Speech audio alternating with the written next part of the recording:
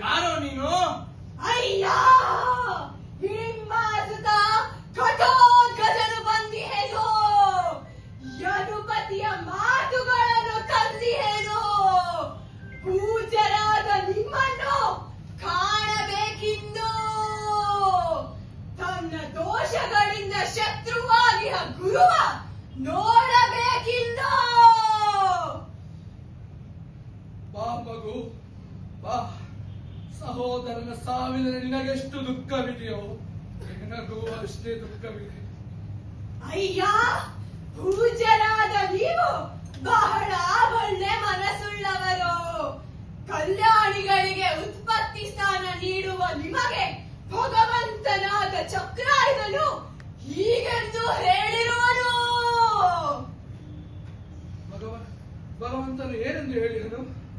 ಪೂಜ್ಯರಾದ ನೀವು ಈ ಮಾತನ್ನು ಕುಳಿತುಕೊಂಡೇ ಕೇಳಬೇಕು. ಪಿತಾಮಹನಿಗೆ ಒಬ್ಬ ಮಗನನ್ನು ಕಳೆದುಕೊಂಡಿರುವ ಅರ್ಜುನನ ಪರಿಸ್ಥಿತಿಯೇ ಹೀಗಾಗಿರುವಲ್ಲಿ ಇನ್ನು ನಿಮ್ಮ ಪರಿಸ್ಥಿತಿ ಏನಾದೀತೋ ಎಂದು.